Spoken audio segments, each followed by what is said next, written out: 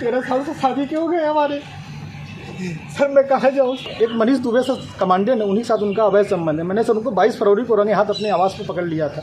ये मेरी नौकरी जाने वाली सर, वो सर इतना सर घोटाला की हुई है, 10-10 लाख रुपए सर लेती है पट्टा करने का, उनके साथ कोई कार्रवाई नहीं हो रही है सर। जिला कमांडेंट होमगार्ड गाजियाबाद में है सर, वो खुद शादीशुदा पहले से है सर वो वही सर, उसी का सर मेरे पत्नी के साथ अवैध संबंध। उसकी पत्नी भी सर बहुत परेशान है, मुझसे संपर्क में आई, कही भैया हम दोनों का परिवार टूट रहा है, किसी तरह सही कर लिया जाए। हमने कहा बहन मैं पूरी कोशिश कर रहा हूँ। एक पति इस वक्त मीडिया के सामने आया हुआ है और ऑन कैमरा अपनी पत्नी को वापस पाने के लिए गुहार लगा रहा है। वो रो रहा है, बिलख रहा है। आप स्क्रीन पर भी देख सकते हैं किस तरीके से वो अपनी पत्नी को पाने के लिए गुहार लगा रहा है। बहुत ज़्यादा ही तड़पा हुआ है। उसकी बस इतनी ही चाह है कि उसकी बीवी उसे तलाक ना दे, वो उसे वापस मिल जाए।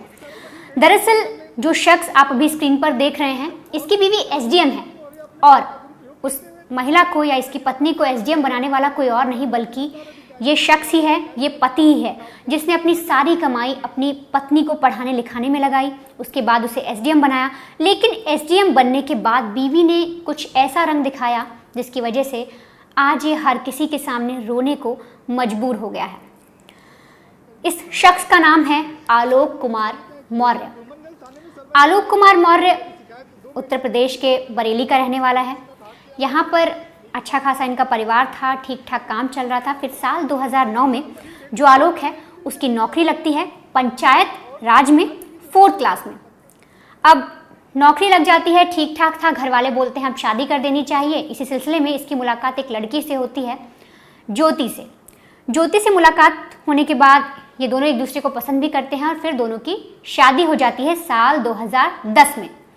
अब शादी हो जाने के बाद जो लड़की है ज्योति, वो अपने पति यानी आलोक से कहती है कि मुझे पढ़ाई लिखाई अच्छी लगती है और मैं आगे पढ़ना चाहती हूँ, मैं कुछ बनना चाहती हूँ। आलोक की जब बातें सुनता है तो वो खुश हो जाता है कि मेरी पत्नी कुछ करना चाहती है। मैं तो एक 4th क्लास एम्प्लॉय हूँ पंचायत राज में, लेकिन मेरी बीवी कुछ अच्छा करना चाहती है और मैं इसे वो कराऊंगा। इसी सिलसिले में वो अपनी बीवी को इलाहाबाद यानी कि आज के प्रयागराज में लेकर जाता है। वहाँ पर कई सारे कोचिंग इंस्टीट्यूट देखता है और फिर उस कोचिंग इंस्टीट्यूट में भर्ती करा देता है। भर्ती कराने के बाद जो ज्योति है वो भी अच्छी खासी पढ़ाई करती है और फिर साल 2015 में उसका चयन हो जाता है। दरअसल लोक सेवा आयोग में जो महिलाएं थीं उनकी अगर रैंकिंग की बात करें तो उसमें ज्योति 3रे स्थान पर आती है, लेकिन वहीं अगर ओवरऑल की बात करें तो उसमें ज्योति को 16वां जो स्थान है वो प्राप्त होता है। इसके बाद ज्योति की नौकरी लग जाती है, कभी कानपुर, कभी बरेली, कभी प्रयागराज, कई जगह उसकी पोस्टिंग होती है। जीएम के पद पर वो तैनात की जाती है।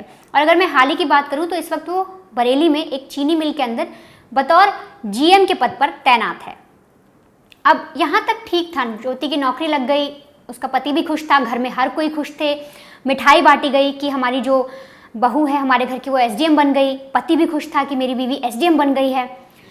यहाँ तक सब ठीक चला। साल 2015 में इनके 2 बच्चे भी हो जाते हैं, जुड़वा बच्चियों को जन्म देती है ज्योति और अपनी नौकरी भी ठीक ठाक करती है। साल 2020 तक इनकी ज़िंदगी बहुत अच्छे से चलती है, लेकिन 2020 में फेसबुक के ज़रिए जो ज्योति है उसकी दोस्ती या यूँ कहें एक बातचीत शुरू हो जाती है गाज़ियाबाद के जिला कमांडेंट होमगार्ड से। बातचीत शुरू होती है तो इन दोनों के बीच में कुछ ज़्यादा ही क्लोज बातें हो जाती हैं।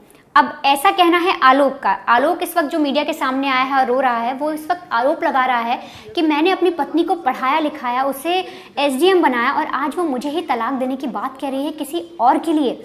आलोक का कहना है कि साल 2020 में जब ज्योति का किसी और के साथ रिलेशन बना या ज्योति जब किसी और के साथ बातचीत करने लगी, एक जिला कमांडेंट जो होमगार्ड है उसके साथ बातचीत करने लगी, तो मैंने उसके चैट्स पढ़े। चैट्स कैसे पढ़े? आलोक का जो आरोप है वो ये कह रहा है कि एक दिन जो ज्योति ने अपने घर के फ़ोन से फेसबुक को लॉगिन किया और वो लॉग आउट करना भूल गई। बड़ी देर तक फ़ोन रखा था, मैंने ओपन कर लिया और फिर मैंने जब चैट्स देखे तो मेरे पाँव तले ज़मीन खिसक गई। वो चैट्स काफ़ी अश्लील थे, इन दोनों की बहुत क्लोज तरीके से बातचीत हो रही थी, अश्लील चैट्स थी और वो देखकर मेरा माथा ठनक गया। इसके बाद मैंने ज्योति से कई चीज़ें पूछी भी तो लड़ाई झगड़ा शुरू हो गया। फिर ये मुझे धमकाने लगी, मुझे बोलने लगी कि मैं तुमसे तलाक लेना चाहती हूँ। और यहाँ तक कि आलोक है वो कह रहा है कि ज्योति का परिवार और जो वो होमगार्ड है वो मुझ पर आरोप लगा रहा है कि तुम ही गलत हो, और साथ ही वो ये लोग कह रहे हैं कि मुझे जान से मार देंगे। इस तरीके के जो अब आरोप हैं वो आलोक लगा रहा है। आप सबसे पहले आलोक की जुबानी ही सुनिए कि आलोक किस तरीके से परेशान है, कितना वो प्रताड़ित हो चुका है और किस तरीके से वो अपनी बीवी को वापस चाह रहा है, और उसके साथ क्या क्या हुआ शादी के बाद जब उसने अपनी पत्नी को पढ़ाया लिखाया, वो एसडीएम बन गई, उसके बाद से उसकी लाइफ में क्या हुआ। क्या मामला है? आप कह रहे हैं कि जिस लड़की को आपने पढ़ा लिखा कर एसडीएम बनाया वो आपकी जान की प्यासी हो रही है, क्या पूरा मामला? सर इसका सर मेन कारण सर है मनीष दुबे के साथ उनका अवैध संबंध सर, जिसकी जानकारी सर हमें करीब साल भर पहले हुई, लेकिन सर उन्होंने कहा कि दोस्ती है। खैर सर हमारी पत्नी सर एसडीएम थी, उस समय इलाहाबाद प्रयागराज में सोराम तहसील में रहीं, तो मैंने कहा सर बड़े पद पे हैं, दोस्ती तो हो ही सकती सर, अधिकारियों से बात साथ बैठना उठना हो, तो मैंने सर उन्होंने मैं ये कह के टाल दिया, तो सर मैंने ध्यान नहीं दिया।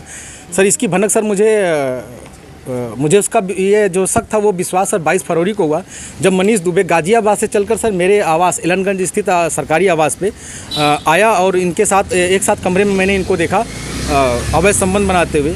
तब से सर ये मनीष दुबे और ज्योति मौर्य मेरे जान के पीछे पड़ गई हैं। कौन है? पूरी कहानी बताइए, क्या मामला है? सर 2010 में ज्योति मौर्य के साथ मेरी शादी हुई सर। मैं सर पंचायत राज विभाग में सर 2009 में सेलेक्ट हुआ प्रतापगढ़ में सर, वहीं पे नौकरी कर रहा हूँ सर, और 2010 में इनसे 19 नवंबर को मेरी शादी हुई, और सर उसके बाद हमारे संबंध बहुत अच्छे रहे। इन्होंने कहा मुझे पढ़ना है सर, मैं इनको पढ़ाने के लिए मैं इलाहाबाद लेके आया, और इलाहाबाद में सर द काउंसिल कोचिंग है, वहाँ पे इलाहाबाद की सबसे अच्छी कोचिंग थी। मैंने वहाँ पे किसी तरह सर पिताजी के सहयोग से, भाइयों के सहयोग से, और यहाँ तक कि मैंने अपने डीपीआरओ साहब के सहयोग से पैसा उधार लेके इनको कोचिंग कराया, और सर ये मेहनत भी की सर और सक्सेस भी हुई। 2015 में ये सर एसडीएम पद पे चयन हुई, 16वीं रैंक इनकी आई सर। बहुत ही खुशी का माहौल हुआ कि हम एक छोटे पद पे रहते हुए अपनी पत्नी को इतना आगे ले गए, वो भी बहुत खुश थी, पूरा परिवार खुश था। और सर 2015 में ही मेरी सर भगवान की दया से मुझे इतनी खुशी मिली कि मेरी 2 जुड़वा बिटिया भी हुई, और जिनका नाम हंसी खुशी मैंने रखा, क्योंकि उस समय खुशी का माहौल चल रहा था सर, और सर बहुत अच्छा चल रहा था। लेकिन सर 2020 में ये मनीष दुबे जो जिला कमांडेंट होमगार्ड है उसकी एंट्री होती है हम दोनों पति पत्नी के बीच में, और सर घर इतनी तबाही पे पहुंच चुका है कि घर तो टूट ही रहा है, बच्चे तो दूर हो ही रहे हैं, पत्नी दूर हो ही रही है सर, यहाँ तक कि मैं मुकदमा भी मेरे ऊपर हो गया है, और मेरी मौत की साजिश भी रची जा रही है। क्या धमकी, आपको कोई धमकी दी उन्होंने? हाँ सर, उन्होंने फ़ोन पे सर अभी 1 हफ्ते पहले फ़ोन पे सर उन्होंने हमारे गांव के किसी लड़के से बात की, तो उसने मुझे कॉन्फ्रेंस किया, तो उन्होंने उस पर कहा कि तो जो तुम काम कर रहे हो, जो ये जांचें करा रहे हो या करा रहे हो, इसके कारण तुम्हारी जल्दी से तुम मर जाओगे। हमने कहा ठीक है आप मरवा दीजिए, तो मैं नहीं मरवा रही हूँ, जो करवा रहे हो इसके कारण मारे जाओगे। हत्या की धमकी दी है? जी सर, हत्या की। और सर उनका भाई सर सचिन मौर्य है सर, वो मेरे घर से सर रखे मेरे काफ़ी जो कुछ पैसे थे, जेवरात थे, वो सर लेके चला गया मेरे सर। उसकी वीडियो बना के भेजा कि मैं लेके जा रहा हूँ, जो करना हो कर लीजिए। और सर मुझे चैटिंग लिख के भेजा है कि आपका व्हाट्सअप सब कुछ गायब कर दूंगा, हैक कर लिया हूँ, जो सेव करना हो सेव कर लीजिए। और सर उसने क्या किया कि मेरी सिम भी अपने पास रख लिया है, रख के यूज कर रहा है, मेरा बैंक अकाउंट है उसमें जुड़ा हुआ है सब कुछ, लेकिन सर वो मेरी जान पे सब लोग तुले हुए हैं सर। क्या वो आपसे तलाक मांग रही है? हाँ सर, उन्होंने मुझसे ऑडियो के माध्यम से कहा है, मुझे अभी तक कुछ ऐसा नोटिस तो नहीं मिला है, लेकिन सर उन्होंने कहा है कि तलाक प्यार से दे दीजिए, बवाल मत करिए, नहीं तो मैं आपको बर्बाद कर दूंगी। आपके डीपीआरओ से बात हो गई है, आपको बर्खास्त करा दूंगी, न नौकरी करने दूंगी न जीने दूंगी। आपने इसकी शिकायत कहाँ? सर इसकी शिकायत मैंने सर्वप्रथम सर उसी दिन धूमनगंज SHO साहब से की। उन्होंने मुझे राजरूपुर पुलिस चौकी भेजा, मैं राजरूपुर पुलिस चौकी पे आवेदन दिया, लेकिन सर कोई सुनवाई नहीं हुई। फिर सर उसके बाद मैंने ये 25 अप्रैल की बात है, फिर मैंने 27 अप्रैल को सर उनको ये रजिस्ट्री के माध्यम से सर उनको भेजा, कमिश्नर साहब को भेजा, DM साहब खत्री साहब के यहाँ मैं खुद स्वयं उपस्थित हुआ हूँ, उनसे मैंने बात की कि सर आपके SDM साहब हैं ऐसा कर रही हैं, तो उन्होंने कहा ठीक है मैं कार्रवाई करवाता हूँ। फिर मैं कमिश्नर साहब के यहाँ गया, कमिश्नर साहब को दिया, पुलिस कमिश्नर साहब के यहाँ उपस्थित हुआ, उनको दिया। फिर कहीं सुनवाई नहीं हुई तो सर मैं DGP साहब के पास गया, DGP साहब ने मेरे बात को संज्ञान में लिया, लेकिन फिर भी सर आवेदन ले लिया गया, कोई कार्रवाई नहीं हुई। उसके बाद सर मैं DG home guard BK Maurya sir के पास गया, उनके यहाँ से मुझे सर कुछ उम्मीद की लौ दिखाई दी, क्योंकि उन्होंने मेरे आवेदन को तुरंत संज्ञान में लिया और टीम गठित कर दी है। DIG इलाहाबाद उसकी जांच कर रहे हैं। मुझे सर कुछ उम्मीद लग रही है कि मुझे कहीं न कहीं हो सकता है न्याय मिले और मेरी जान बच जाए। तो सुना आपने आलोक ने क्या कुछ कहा।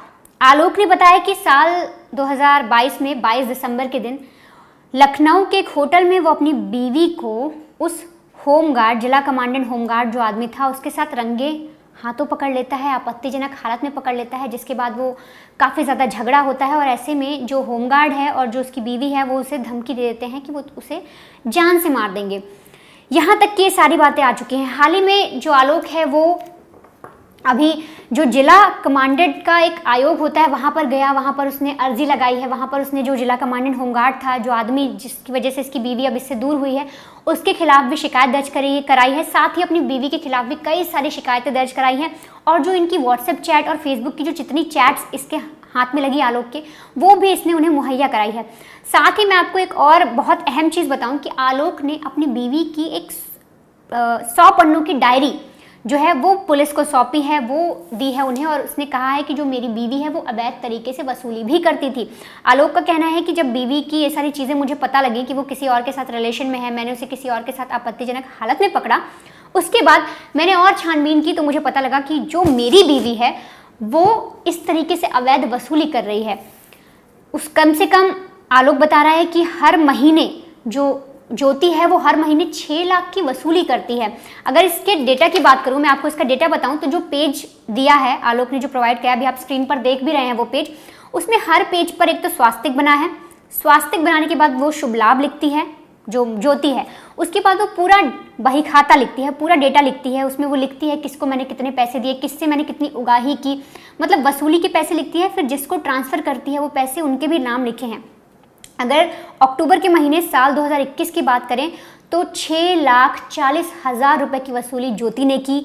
और ये सारी खबर जब हमारे ग्राउंड रिपोर्टर आनंद राज उस जगह पर गए, उन्होंने बातचीत की, आलोक से बातचीत की, और जब वो डायरी देखी, जो आप पेजेस देख रहे हैं, ये तब सारी जो एक्सक्लूसिव खबरें हैं या जो भी ये जितने भी पेजेस हैं, ये तब हमें मिले। और इसमें एक बहुत ही चौंकाने वाली बात है, जिस तरीके के आरोप आलोक लगा रहा है। फिलहाल इनकी जाँच होनी बाकी है कि क्या इसमें सच्चाई है, क्या ये ज्योति सच में वसूली करती थी, किस लिए उसने इस तरीके की डायरी बना रखी है। क्योंकि अगर डायरी के पेज पर देखें तो अक्टूबर साल 2021 में उसने 6,40,000 की वसूली की है। और हर महीने ये एक इंस्पेक्टर है जिसे 15,000 देती है, और एक मार्केटिंग इंस्पेक्टर है जिसे 16,000 ट्रांसफ़र करती है। तो इन लोग का भी नाम सामने आ रहा है, इसके लिए पुलिस जाँच कर रही है। लेकिन ऐसे में जब ज्योति का पक्ष जानने की कोशिश की और ज्योति के बारे में पता लगाने की कोशिश किया कि ज्योति मौर्य जो है वो क्या कह रही हैं इन मामलों में, उनके पति ने उन पर इस तरीके से आरोप लगा दिया है, तो एसडीएम मैडम जो हैं, एसडीएम साहिबा जो हैं, उनका क्या कहना है। तो ऐसे में जो एसडीएम मैडम है, ज्योति है, उसका कहना है कि उसके पति के द्वारा जितने भी आरोप लगाए गए हैं सभी बेबुनियाद हैं। उसका जो पति बोल रहा है, जितनी भी चीज़ें कह रहा है, वो सब गलत हैं। साथ ही ज्योति ये भी कह रही है कि मेरा व्हाट्सएप या जो मेरा अकाउंट था वो मेरे पति ने हैक कर लिया और उसने ये सारी चैट्स वायरल कर दी। लेकिन यहाँ पर ये समझने वाली बात है कि अगर ज्योति कह रही है कि मेरे पति ने चैट्स वायरल कर दी, तो ज्योति ये चीज़ें नहीं कह रही कि वो चैट्स की किसने हैं, क्या सच में वो चैट्स उस तरीके की हैं, आपत्तिजनक चैट्स हैं, अश्लीलता वाली चैट्स हैं जिस तरीके से बात हुई, और इसी वजह से आलोक नाराज़ है। और अब ज्योति जो है वो अपने पति से तलाक भी मांग रही है। ज्योति कह रही है कि जो मेरे पति हैं वो मुझसे 50 लाख रुपए मांग रहे थे और साथ ही कह रहे थे कि एक घर तुम मुझे दो, एक तरीके से दहेज। और उसने 2023 में मामला भी दर्ज करवाया अपने पति और 4 लोगों पर कि मुझ एक तरीके से मेरे साथ दहेज उत्पीड़न किया जा रहा है, मुझसे दहेज मांगा जा रहा है। तो ये सारी बातें भी सामने आ रही है। लेकिन ऐसे में कई सारे लोगों से जब हमने बात की, ग्राउंड पर लोगों से बात की, तो आस पड़ोस के लोगों से बात की, तो सबका ये कहना है कि जो पति अपनी पत्नी को पढ़ाने के लिए अपनी सारी संपत्ति लगा सकता है, वो एक 4th क्लास का एक कर्मचारी था, वो काम कर रहा था, उसने अपनी पत्नी के लिए कोचिंग ढूंढी, बरेली से गया वो प्रयागराज, वहाँ पर उसने अपनी बीवी को पढ़ाया लिखाया, एसडीएम बनाया। वो शख्स बाद में इतने साल बाद, मतलब आपकी 10 में शादी हुई, उसके बाद 2023 का जो मामला जब आपने आरोप दर्ज कराया कि दहेज मांग रहे हैं, ऐसा पति, ऐसा शख्स क्यों उस महिला से दहेज मांगेगा, वो भी अब? ऐसा बहुत सारे लोग कह रहे हैं। लेकिन इस मामले में अब देखना होगा कि जो पर्सनल लाइफ है, ज्योति और आलोक की पर्सनल लाइफ जो भी है, कि किसी और शख्स का नाम सामने आ रहा है, वो तो जांच होगी ही। लेकिन एसडीएम के खिलाफ जो एक 100 पेज की डायरी मिली है जिसमें वसूली की बात सामने आ रही है और अलग अलग इंस्पेक्टर को 15,000 या किसी को 16,000 ट्रांसफ़र करने की जो चीज़ सामने आ रही है, इस डायरी का क्या मतलब है? क्या ये करप्शन की तरफ एक और मतलब एक कदम था करप्शन की तरफ? ये भी पुलिस जांच करेगी कि आखिर ये वसूली किस तरीके से हो रही थी, क्या इसमें सच्चाई है, जो आलोक ने फिलहाल अभी मीडिया के सामने और पुलिस को ये सारी जो डिटेल है वो मुहैया कराई हैं। इसकी जांच भी पुलिस अब करेगी।